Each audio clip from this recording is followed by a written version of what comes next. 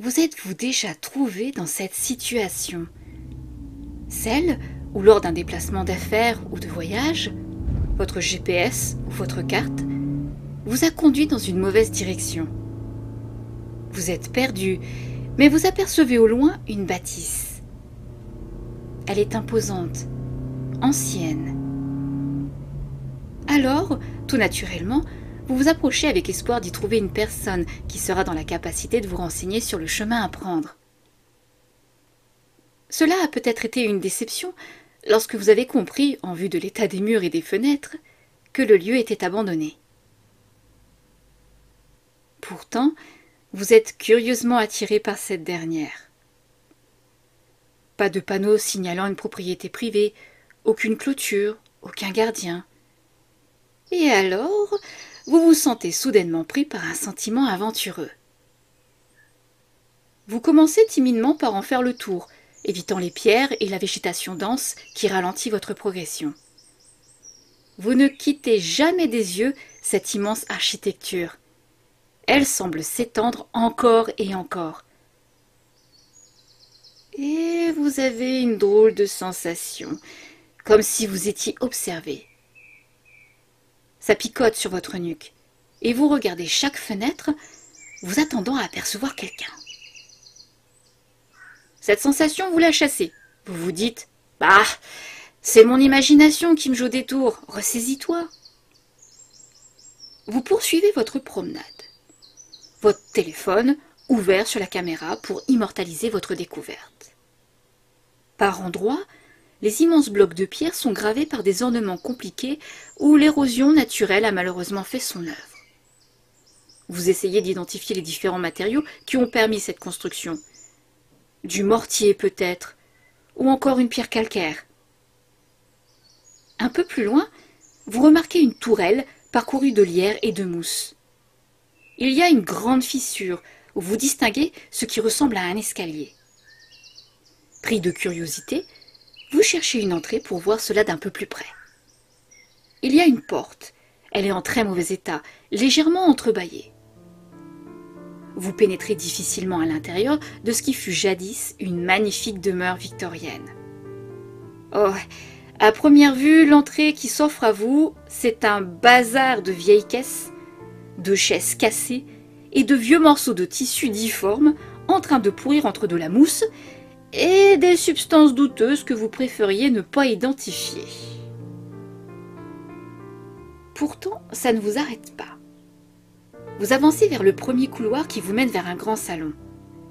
Ah, et c'est tout aussi sale, moisi, et vous constatez que le lieu a été squatté avec la présence d'un matelas jeté au sol, de quelques bouteilles vides de bière et de vêtements usagés. C'est avec consternation que vous avez remarqué les graffitis obscènes qui ont dégradé la tapisserie. Le temps l'avait déjà fortement abîmée, mais... Enfin, quel dommage. Vous continuez à parcourir le rez-de-chaussée, prenant des photos de quelques biens qui devaient appartenir aux anciens propriétaires. Finalement, la cuisine est la pièce la mieux conservée. Le lavabo est en pierre taillée, creusée pour la vasque. Il y a une grande armoire profonde où siège encore un service à vaisselle et quelques pots en grès. Au centre, une grande et imposante table en bois brut semble attendre des visiteurs. Sauf que il n'y a qu'une chaise, positionnée de telle sorte que vous avez l'impression que quelqu'un est assis là, à vous regarder. Mal à l'aise, vous quittez rapidement la cuisine et vous vous dirigez enfin vers les escaliers aperçus un peu plus tôt. C'est un escalier en colimaçon, réalisé entièrement en pierre, ce qui atteste de sa solidité. Il semble se fondre complètement avec le mur comme si il avait été taillé directement dans la roche. Plus vous gravissez ces marches, plus vous remarquez que l'air devient sec, cassant définitivement avec l'humidité du rez-de-chaussée une fois arrivé à l'étage. Les plafonds et les murs sont couverts de poussière et de toiles d'araignée, ce qui ne gâche en rien à la beauté de ce qui se dresse devant vos yeux. Tout a l'air de s'être figé dans le temps. Il y a des petits canapés sous les fenêtres, des tableaux ornent les murs, les appliques murales sont en fer forgé, et au sol, le parquet de bois est recouvert de tapis coureurs de style hamadan. Les pièces que vous visitez sont somptueuses. Il y a toujours les lits, les commodes et les bureaux. Vous trouvez également une grande salle qui s'ouvre vers une chambre. Sûrement la chambre des maîtres. Dans cette grande salle, il y a une bibliothèque. Vous ne pouvez pas vous empêcher de regarder ces anciens ouvrages où l'odeur du vieux papier vous rappelle des souvenirs d'enfance. Vous reconnaissez des titres, la collection des œuvres de la comtesse de Ségur. Et puis, il y a ce piano. Il trône au milieu de la pièce, près d'un grand canapé en velours. Comment ils ont fait pour le monter là? Peu importe, vos doigts sont sur le point de glisser sur les touches. Une note. Oui, il est désaccordé. Une deuxième.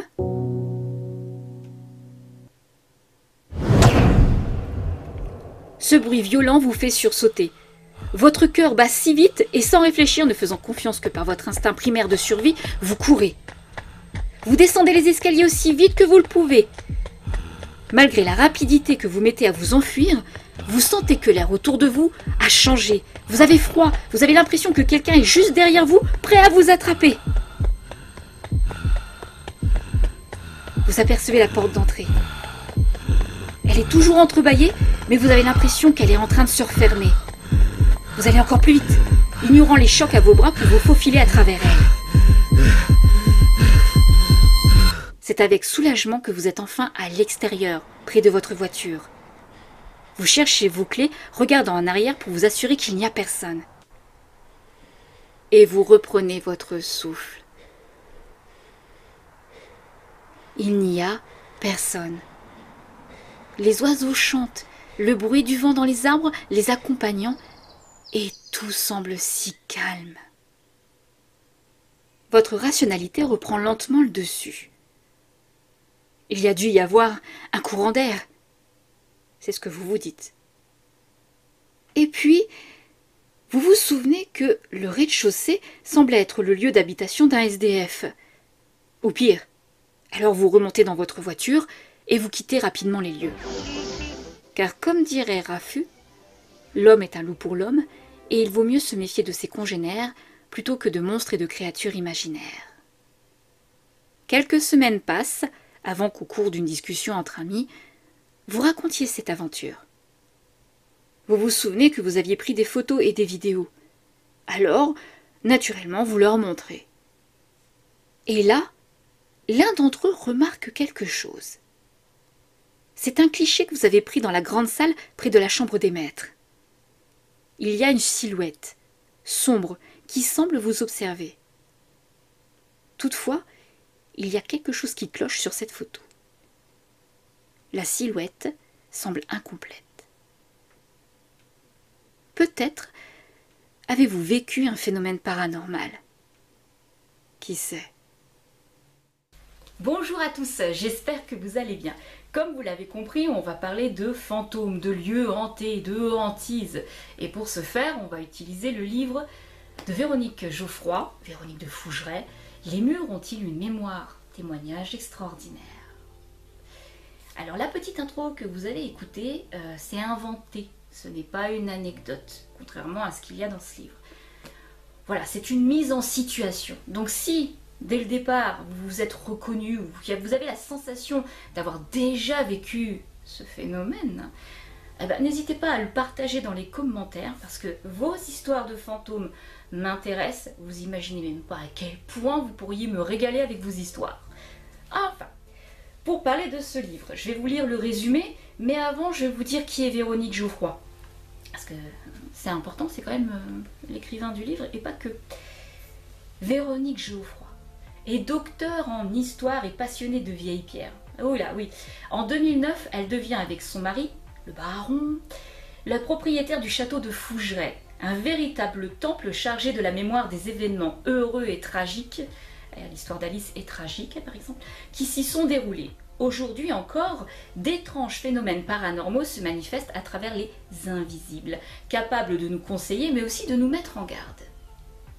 Voilà, donc ça c'est pour vous dire un petit peu qui est Véronique Geoffroy. C'est une personne très humble et qui fait un travail formidable, en tout cas sur son château, d'un point de vue généalogique déjà. Et traverser l'histoire du château pierre par pierre, ça prend du temps, c'est énormément de boulot et mon Dieu, elle excelle dans ce qu'elle fait. Et elle aime beaucoup son château, hein. Ben, je peux comprendre. Hein. Alors, le résumé du livre. Nos maisons recueillent-elles notre inconscient et en font-elles leur propre conscience? C'est déjà une bonne question et une belle entrée en matière. Hein. Nous avons tous vécu dans des endroits que nous aimions ou que nous détestions, souvent, sans savoir réellement pourquoi. Les maisons sont les caisses de résonance de nos mémoires, de nos vies. Les murs enregistrent les émotions liées aux événements marquants que nous traversons. Puis les mémoires façonnent avec le temps l'identité des lieux.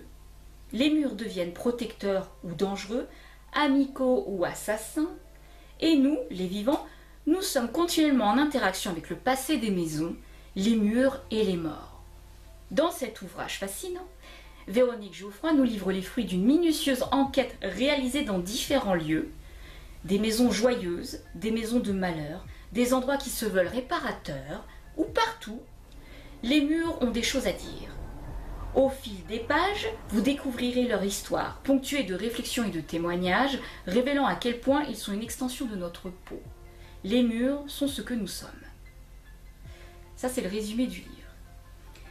Et ce livre, il est juste extraordinaire. J'ai adoré. Voilà, la vidéo, elle est finie. Vous êtes encore là? Vous avez raison, parce que je vais vous en parler de ce bouquin. Et il est extra. Vraiment.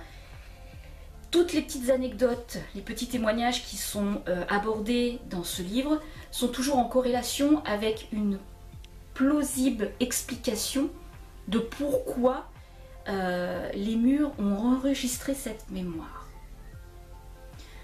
Je ne vais pas vous en lire, je préférerais que vous trouviez le bouquin, que vous l'achetiez et que vous le parcouriez vous-même, parce que je vais vous parler de lui, mais je ne vais pas rentrer dans les détails et je ne vais surtout pas vous lire des pages ou des anecdotes. Le mieux, c'est que vous le découvriez par vous-même, parce que je vous encourage de le lire. Hein.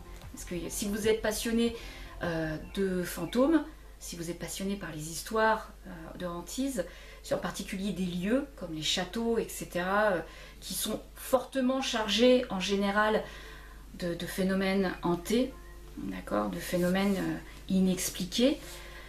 Pour ceux qui connaissent, il y a beaucoup d'enquêteurs en paranormal. Alors moi je suis de la vieille école, hein, mais il y a recherche investigation paranormale, que j'ai eu l'occasion d'avoir des ateliers avec eux, c'était extra aussi ça. Et il y a, bon, alors je suis moins intéressée par tout ce qui est outre-Atlantique, style GAC, Ghost Adventure Crew, ou Ghost Hunter, bien que il y en a un des deux qui se démarque par rapport aux autres, surtout au niveau de la qualité des vidéos. Je veux dire, tout ce qui a été Ghost Adventure avec ce type, je l'aime pas. Finesse, j'ai oublié son nom. Ça va me revenir. Ça fait un bail que j'ai pu écouter leurs émissions. Zach Bagans. J'ai la mémoire qui fuit. Zach Bagans, je l'aime pas trop ce type. Mais en tout cas, il avait une façon d'aborder les lieux hantés où ils allaient, où il faisait tout un historique avant sur le lieu qu'ils allaient faire ce qu'ils appellent leur lockdown, c'est-à-dire qu'ils s'enfermaient toute une nuit dans ce lieu supposé hanté. Après, au début c'était bien, les premières saisons étaient bien, et alors après c'est devenu n'importe quoi. Enfin bon, ça c'est mon point de vue personnel. Hein. Mais pour ce livre, ça ne parle pas tellement du château de Fougeray en lui-même. Très peu abordé, un petit peu, mais pas dans ce que je pensais au premier abord. Je croyais que ça parlait uniquement des murs de Fougeray, puisque déjà la première de couverture, qui est magnifique, c'est une des chambres que vous pouvez retrouver si vous visitez le château. Voilà. Donc pour ce livre, les anecdotes sont très intéressantes. La manière dont il est écrit suit une forme de chronologie en fonction d'une enquête qui a été poussée quand même à son extrême. La partie la plus incroyable, qui est en corrélation avec ce que je vous ai fait la petite narration du début, que je vous ai mis une espèce de mise en bouche pour cette mise en situation pour vous. Elle démontre les point par point qui sont élaborés dans le livre, c'est-à-dire un témoignage, d'accord. Donc là c'était une mise en situation, mais sinon à la base ça part d'un témoignage qui après, par la suite, vous allez en parler autour de vous, de ce que vous avez vécu. D'où le fait d'en discuter avec les copains, les copines, et puis regarder les photos, les vidéos que vous avez prises et les éplucher au fur et à mesure, parce que vous avez vécu quelque chose que vous n'arrivez pas à expliquer. Mais votre côté cartésien cherche à trouver une explication rationnelle. C'est très bien d'ailleurs. Mais des fois, il n'y a pas d'explication rationnelle, il n'y a pas d'explication cartésienne. Vous avez vécu un phénomène inexpliqué. C'est très bien abordé dans le livre. Pour ceux qui ne connaissent pas, ça sera une belle découverte pour vous. Pour les connaisseurs de chasse aux fantômes, pour ceux qui étudient le paranormal, bon, ça on va dire que c'est un livre de chevet. Voilà, c'est une Bible quelque part. Parce que ça apporte des points très très importants lorsque vous commencez par exemple dans le domaine du paranormal et que vous voulez faire des enquêtes. Lire ce livre serait un appui pour comprendre comment vous pouvez vous retrouver avec cette situation de vivre des phénomènes paranormaux. C'est dû à quoi? Eh bien, Véronique de Fougeray, elle le met bien en évidence dans son livre pour nous expliquer que les matériaux utilisés pour faire un château, pour faire une maison, sont extrêmement importants. D'habitude, vous me connaissez, ici c'est une ribambelle de post-it pour que je n'oublie pas point par point ce que j'ai à vous dire. Et là, il n'y en a qu'un.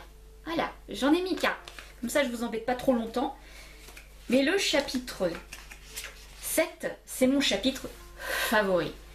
Voilà, il parle des atomes. Non, pas des atomes. Pas dans le sens où vous l'entendez, hein. Des atomes et des murs. Il y a un petit côté poétique aussi qui est très joliment abordé dans le livre. Et bien là, ça va vous parler du coup de la matière. Par exemple, le calcaire, le quartz, etc. Certains éléments qui sont dans la fabrication d'un lieu va permettre soit le déploiement d'énergie, soit absorber la mémoire. Ce que vous avez vécu par exemple dans votre quotidien, dans une maison qui est la vôtre, le foyer quand même a une représentation au sein des peuples, au sein des tribus, etc. extrêmement important. C'est la maison, c'est le foyer, c'est là où vous allez vivre toutes vos expériences les plus intenses, toutes vos premières fois, qu'elles soient bonnes ou mauvaises, restent toujours exceptionnelles. Et ça marque, ça laisse une empreinte, ça s'imprègne dans les murs. Alors lorsque vous n'êtes plus là, que c'est votre départ et que quelqu'un d'autre va racheter votre maison ou faire l'acquisition de ce lieu, pas forcément quelqu'un de la famille, d'accord, puisque les héritages maintenant c'est un petit peu plus compliqué, mais ça s'imprègne. Et le nouveau locataire peut avoir des phénomènes inexpliqués dus à cette mémoire qui ressurgit au moment clé de ce qui a été vécu la première fois dans la maison, par les premiers propriétaires par exemple. C'est souvent le cas. Vous avez des maisons qui sont faites en pierre ancienne, qui déjà elles-mêmes, ces pierres, avaient été récupérées de châteaux forts. Beaucoup de villages ont été créés d'ailleurs ainsi, c'est-à-dire que les villageois ont été chercher des pierres d'un château fort pour construire leur maison. C'est arrivé beaucoup de fois ça. Et en faisant ça, ils ont transporté avec eux une pierre qui était chargée de mémoire, d'un vécu, et ils l'ont transposée dans une nouvelle maison. Donc en fait, des fois, vous avez des lieux de passage, vous avez des... Par exemple, vous pouvez avoir un chevalier qui se trouve au milieu de votre salon, vous ne le voyez pas forcément, mais vous ressentez quelque chose. Vous avez votre chevalier qui est là au milieu du salon, il est complètement paumé, il vit dans son temps, lui, hein. Il a peut-être l'impression que ça se passe tout de suite. Il est en train de vivre sa guerre ou il est en train de déambuler dans le château, mais il est là, il sait pas, il n'a pas d'espace-temps si vous voulez. D'ailleurs, c'est expliqué dans le livre aussi qu'il n'y a pas d'espace-temps pour les entités. Ils n'ont pas cette impression d'avoir fait 300 ans, si vous voulez, dans la mort. Enfin, ils n'en ont pas la sensation. Nous, en tant que vivants, si, on l'a, mais pas eux. Vous avez aussi tout ce qui peut être lié à la charge d'un terrain, d'accord. Le lieu d'habitation peut avoir ces fluctuations en fonction des courants telluriques qui se croisent. Désolé pour les voitures. Hein. Les flux telluriques qui peuvent passer sous votre maison ou juste à côté et qui justement est une charge d'énergie pour alimenter ces entités. Qu'elles soient bonnes ou mauvaises, malheureusement. Parce que c'est comme tout. Hein. L'histoire des démons et tout ça, on va pas le mettre dans la vidéo, j'en parlerai pas, parce que ça me sort par les trous de nez en fait. Tous ces trucs démoniaques, machin, j'ai un peu de mal avec. Par contre, les gens méchants de leur vivant, qui une fois passés de vie à trépas, le sont encore après, pour moi c'est tout à fait normal. D'accord. Des personnes extrêmement viles, ça existe, hein. D'accord. On n'est pas dans un univers de oui-oui où tout le monde est gentil, tout le monde il est mignon. Vous avez des gens qui sont extrêmement malsains. Et vous avez d'autres personnes qui sont extrêmement gentilles. Et quand vous allez à Fougeray, parce que c'est un des lieux que je peux parler qui est en corrélation aussi avec le livre, quand vous allez à Fougeray, vous avez tout un tas d'identités. Vous avez Alice, vous avez la grand-mère, vous avez Félix, c'est mon chouchou. J'adore Félix, j'adore son histoire, enfin elle est tragique son histoire. Hein. Il a un rapport avec les armes à feu par exemple qui est assez compliqué.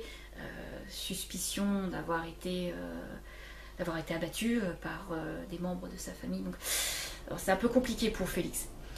Pour Alice, c'est une maladie extrêmement grave qui l'a vraiment marqué donc de son vivant. Et ça laisse des traces après de la vie à trépas, comme je vous dis. Donc dans l'au-delà, ça laisse des traces. Mais je ne sais pas si on peut parler d'au-delà, en fait. Je pense qu'ils sont un peu emprisonnés dans notre espace-temps, dans notre dimension, et qu'en fait c'est comme une superposition des lieux, du temps, qui en fait au lieu d'être linéaire est vertical, et c'est pour ça qu'en fait on a toutes ces couches et parfois on peut se croiser. Outre ces phénomènes, il y a également un petit passage très sympa dans le livre qui parle des explorateurs urbains, donc l'urbex. Super, parce que les urbexeurs, en fait, les bons, hein, parce que malheureusement je connais des gens qui sont très peu scrupuleux des lieux où ils les saccagent, mais les urbexeurs, en ordre général, sont très respectueux des lieux qu'ils vont photographier et qui, par leur photographie, vont faire revivre le lieu. Ce passage-là est très pas mal, est bien dans le livre. Ce passage est vraiment très bien dans le livre. Vous en avez plein de toute façon. Il y a tous les chapitres.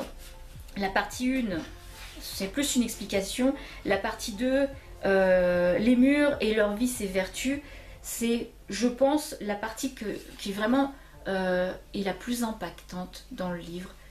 La meilleure, je dirais, de mon point de vue. Après, ça n'engage que vous, une fois que vous allez lire le livre, parce que ça va vous encourager à peut-être, pourquoi pas, explorer un univers qui vous est totalement inconnu, à savoir le paranormal. Essayez de sortir de votre zone de confort, de votre zone cartésienne. Laissez le paranormal, le surnaturel possible. C'est pour évoluer. Et la partie 3, elle parle quand les murs sont malades de mémoire. Cette partie-là, elle est extra, mais elle est un petit peu plus compliquée. On a déjà, il y a... Oui, alors c'est la Abigail du montage qui vous parle. J'ai eu un problème avec la caméra lors du tournage. Il va vous manquer une phrase, celle où je mentionnais le chapitre 8, soigner ses murs pour guérir sa caméra. Voilà, désolé, la vidéo reprend. Soigner ses murs pour guérir sa mémoire, parce que oui, les murs, vous pouvez les soigner. Vous avez compris, a fortiori, en soignant les murs, vous soignez aussi les entités. Soignez les gens qui ne sont plus là. Et le tout dernier, c'est la commémoration et la fabrique de la mémoire. Donc c'est pareil, ce petit passage-là, enfin ce petit passage, il fait quand même plusieurs pages, c'est une quinzaine de pages, et vraiment très bien expliqué Par exemple, il y a le chapitre, la partie 5, la douleur fantôme ou les murs amputés. Ce passage-là, comment vous dire, il y a une petite anecdote qui est racontée et elle est poignante. Voilà, elle est poignante. Qu'est-ce que je peux vous dire d'autre sur le livre? Ah oui, peut-être le prix. C'est pas cool. Je vous mettrai l'ISBN bien sûr en description. Il coûte 17 €. C'est rien quoi pour ce livre. Il est quand même pas mal épais. L'écriture est plutôt petite. Bon, c'est parce que je vieillis, mais c'est du 14 points, je crois. Non, c'est du 12 points. Je vous dis des bêtises. Du 14 points, c'est ce qu'il y a au dos. C'est du 12 points, c'est du Times. C'est la lecture la plus fluide que vous pouvez avoir. Ça se présente bien. Vous n'auriez pas trop de difficultés à comprendre la totalité du livre. Véronique a vraiment fait un travail extraordinaire sur son livre. C'est pas son premier essai, elle en a déjà écrit un autre avant. Avant qu'on attaque les petites anecdotes que j'ai sur Fougeray, vous avez l'oracle qui a été fait sur Fougeray, sur les invisibles. J'en ai fait une présentation, mais bon, il suffit juste de taper oracle Véronique Geoffroy de Fougeray dans la barre de recherche, puis vous prenez le premier, vous regardez ce qui vous convient pour voir les lames, puisque toutes les lames, de toute façon, ce sont des photos qui sont prises du château. Elles sont magnifiques d'ailleurs. Alors, le livre, je vous conseille vivement de vous le procurer et de le lire. Et puis pour ceux qui sont déjà accros à tout ce qui est phénomènes paranormaux, bon, je pense que vous l'avez déjà. Les Reapers, d'ailleurs, je pense que vous les avez. Reapers, j'explique. Les Reapers, ce sont les personnes qui suivent, qui ont suivi, en tout cas de manière assidue, tous les chasseurs de fantômes de recherche investigation paranormale, donc Anton, Davy, Terry, Mariana, j'ai oublié un. J'oublie quelqu'un. J'oublie beaucoup de monde en fait. Bon, enfin l'équipe en général. Denis, mon Dieu, excuse-moi Denis, je t'ai oublié. Bah mince alors, j'ai oublié Denis. Bon, les frères Augusto, classiques, hein, mais c'est les deux têtes d'affiche de RIP. Bon. Mais j'ai oublié Denis. Je suis impardonnable. Si jamais tu tombes sur cette vidéo, je suis vraiment désolée. J'allais t'oublier. Ah zut alors. Et du coup, on part sur mes expériences que j'ai eues à Fougeray par 2 fois. Parce que j'ai été une fois en 2014 et la deuxième fois c'était en 2015. Ouais, ça date. D'où le fait que les photos et vidéos que vous avez vues dans l'intro, bon ben c'est pas extra, c'est pas stabilisé, on voit que je sais pas tenir une caméra. Voilà, voilà, enfin du moins à l'époque je savais pas tenir une caméra, maintenant ça va un petit peu mieux. Et bah écoutez, on va y aller.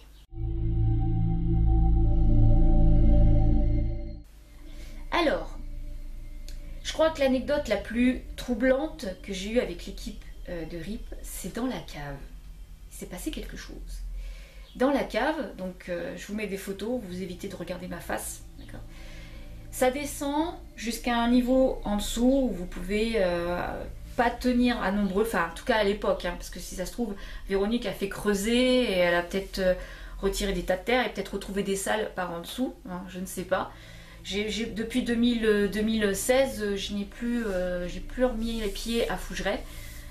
Ça me manque d'ailleurs un petit peu, mais je pense qu'à mon avis, elle a fait des travaux, elle a fait des fouilles davantage, et je pense qu'elle a trouvé des salles un peu plus profondément. Mais en tout cas, à cette époque-là, quand nous on y était, on était descendu avec Anton dans justement cette espèce de voûte, cette cave. On tenait à tout et pour tout 4, pas plus, donc c'était pas, vous voyez, un endroit assez vaste. Le plafond était plutôt bas. Je me souviens qu'il y avait des salamandres qui couraient après les murs. Et on faisait un atelier, ce qu'on appelle de la provocation active ou passive. Bon, là c'était de la provocation active, c'est-à-dire que nos questions sont ouvertes. On attend une réponse, on attend une manifestation, que ce soit par un soupir, une sensation d'étouffement. Quand je dis étouffement, c'est pas vous prendre à la gorge, hein. vous sentez que l'air devient lourd, ou bien que ça s'assombrit dans la cave, ou à quelque chose qui tombe, quelque chose qui gratte. Enfin, vous vous attendez à une manifestation, ou bien une touche. Ce qui est arrivé à une d'entre nous, qui était avec Anton, elle a senti une pression sur son bras, alors qu'on faisait cette fameuse provocation active, où on posait tout un tas de questions, et elle a senti une main, d'accord, donc elle a bien senti les doigts, une main se refermer sur son avant-bras. Alors c'est une impression qui est assez troublante, qui fait peur, hein. C'est normal d'avoir peur. Déjà vous êtes plongé dans le noir, il y a très peu de lumière, vous êtes dans le noir quasi total. Alors quand vous savez que c'est un lieu qui est chargé en hantise, que vous avez déjà eu des médiums qui sont passés dans le château, etc., etc., vous sentez une main qui se referme et vous savez que c'est pas quelqu'un autour de vous qui vous touche, vous sentez que c'est pas totalement une pression humaine, vous sentez la différence, vous avez froid, ça vous parcourt jusque dans la nuque, vous savez que ça c'est pas logique. Votre cerveau met un petit peu de temps à analyser ce qui est en train de se passer. Alors je ne sais plus qui était la fille, parce qu'on ne se connaissait pas forcément tous, c'était la première fois en tout cas pour moi à Fougeray, donc je ne connaissais pas les intervenants, je ne connaissais pas les participants à ces ateliers, et elle est ressortie un petit peu tremblante parce qu'elle avait vécu une expérience paranormale. Alors forcément un peu blanche, palote, c'est tout à fait normal, hein. Pas besoin de prendre l'air, hein, d'accord? Et à Fougeray, vous avez également Alice, qui a pas mal d'interactions avec les personnes qui viennent faire ces ateliers et qui font cette provocation et qui posent des questions. Et au sol, on a, j'aurais dû prendre mon matériel, je suis une idiote, bon je suis désolée, j'ai pas pris mon matériel, mais je vous mettrai des photos pour vous expliquer c'est quoi. Un REM pod, donc ça détecte les champs électromagnétiques. Quand vous passez votre main au-dessus, ça bip, ça sonne. Ça fait une petite lumière bleue sur la liode et ça détecte un mouvement autour. C'est une manière de communiquer avec l'au-delà. Et Alice répondait aux questions en touchant, effectivement, en passant sa main à côté du REM pod, hein, pour pouvoir répondre à ces questions. Parfois, on a l'impression que ce n'est pas forcément Alice qui est en connexion avec les participants. C'est un lieu de passage, souvent on est dans le couloir ou à côté de sa chambre, parce qu'elle a sa chambre qui est définie. Et on a aussi Félix. Alors j'ai jamais eu l'occasion de faire un atelier dans sa chambre. À l'époque, elle était encore une pièce toute vide. C'était même pas sûr que ça soit vraiment sa chambre, d'accord. Je l'ai appris que par la suite. Et Félix, sa pièce qui lui est attitrée, elle est lourde en fait. Quand vous rentrez dans sa chambre, c'est pour ça que c'est supposé être la sienne, elle est lourde. On sent qu'il y a de la tristesse. De toute façon, dans la chambre d'Alice, c'est pareil, hein. Vous sentez, il y a une espèce de lourdeur qui est là. Je crois que c'est peut-être lié à elle, je ne sais pas, je pourrais pas dire. Mais une fois, on était en pleine conversation avec Denis. Et on parlait, on faisait une espèce de briefing sur les ateliers. Et il y en avait un qui n'avait pas encore fini au premier étage. Et d'un seul coup, nous tous, on entend des sanglots. Fort, hein? On entend quelqu'un pleurer. Et Denis s'arrête, on écoute tous, on est attentif, on est calme, on essaye de bien détecter ce qu'on entend. Et Denis finit par descendre pour aller à l'étage d'en bas pour voir qui sanglote. Est-ce qu'il y a un problème déjà? Parce que on part toujours du relationnel, mais on part surtout sur un esprit cartésien quand même à la base. Est-ce qu'il y a une participante qui est en train de vivre quelque chose de trop intense, ou qui a peur, ou qui s'est mise à pleurer pour X raison? On va voir si elle va bien. Et en fait, non, pas du tout. Eux, en bas, ils n'avaient absolument rien entendu. C'est nous qui entendions les sanglots, mais en bas, ils n'avaient pas entendu. Et Fougeray, c'est ça tout le temps en fait. Des meubles qu'on entend tirer. Des bruits comme si ça claquait dans les marches d'escalier. C'est marrant parce que il y a un homme qui est avec une jambe de bois, d'accord? Et ça faisait vraiment comme si la jambe de bois, enfin, quand il montait les escaliers, ça tapait. Bon, ça, ce sont du vécu de mon expérience, d'accord? C'est ce que moi, j'ai vécu en étant à Fougeray. Il se passe toujours un truc. C'est très difficile de dire, bon, bah, Fougeray, c'est faux, il n'y a rien. C'est pas possible. Ceux qui s'aventurent à dire qu'à Fougeray il ne se passe jamais rien, que c'est inventé, je vous suggère d'y passer une nuit. Et après, vous essayerez de trouver d'où ça peut venir. Parce que je peux vous garantir que, en tant que chasseur de fantômes, un ghost hunter, quoi, vous avez beau essayer de trouver toutes les raisons possibles pour donner une explication à ce que vous êtes en train de traverser, en train de vivre, il n'y en a pas. Hein. Trouver une raison scientifique à ce que vous entendez, que vous ne voyez pas, qui se produit là, dans la même pièce que vous, ça va être compliqué. Hein. Plus toutes les sensations. Ça me dérange pas d'être plongé dans le noir total. J'ai pas peur du noir. J'ai pas peur de l'obscurité. Ce qui est plus dangereux quand vous faites des enquêtes en paranormal, c'est de vous vautrer, de vous taper la tête contre une poutre ou vous casser la figure dans les escaliers. À vrai dire, le danger n'est pas forcément celui qu'on croit. Mais quand vous passez une nuit à Fougeray et que vous êtes sceptique, ben vous ressortez de Fougeray, vous ne l'êtes plus, vous avez des tas de questions en tête et l'envie de vous plonger dans le paranormal va être inévitable. Même si au départ vous êtes un peu fuyant, ça sera inévitable. Il y avait des gens lors des ateliers effectués avec RIP et programmés par Vanessa de Paranormal Life Event. Beaucoup étaient arrivés dans l'esprit de dire j'y crois pas, pour moi je suis vraiment très cartésien, le rationnel prime sur le reste, la science prime sur le reste. Ah bah tiens, on va en parler de la science, tu vas être surpris. Parce que justement, faire des études dans le paranormal, eh ben t'as intérêt à sortir ta science. Hein. Parce que c'est pas que le paranormal. Il va falloir que tu étudies l'histoire. Il va falloir que tu plonges dans la vie des personnes qui sont passées dans une maison ou dans un château. Tu vas devoir retracer tout l'historique, faire une étude du terrain, faire une étude de la pierre. Ça, déjà, tu vois, tu pars déjà avec de la science, quoi. La science de la pierre, la géobiologie, enfin bref, tu touches à tout. Et en plus, si tu fais des EVP, donc tu enregistres sur ça, d'accord, voilà. Si tu fais des EVP et que tu fais de l'enregistrement, il va falloir quand même que tu aies une bonne base d'acoustique. Ouvre tes ouïes, certes, mais en plus de ça, il va falloir que tu aies des connaissances dans les sons, les infrasons, les fréquences, etc. Parce que tu vas en avoir besoin. Tous les outils que tu as, c'est pour toi. Mais comme dirait Véronique dans son livre, il faut tout analyser. Et les analyses, elles se font que sur une base scientifique. Tu pars pas comme ça en te disant « Ouais, c'est normal ».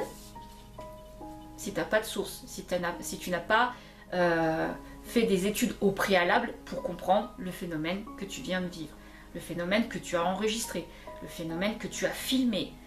Bah pour ça, il va falloir que tu fouilles au-delà de ce que la science est capable aujourd'hui. Et plus ça vient, plus on commence à avoir une technologie en tout cas qui nous permet de comprendre un petit peu ce qui est de la vie et de la mort.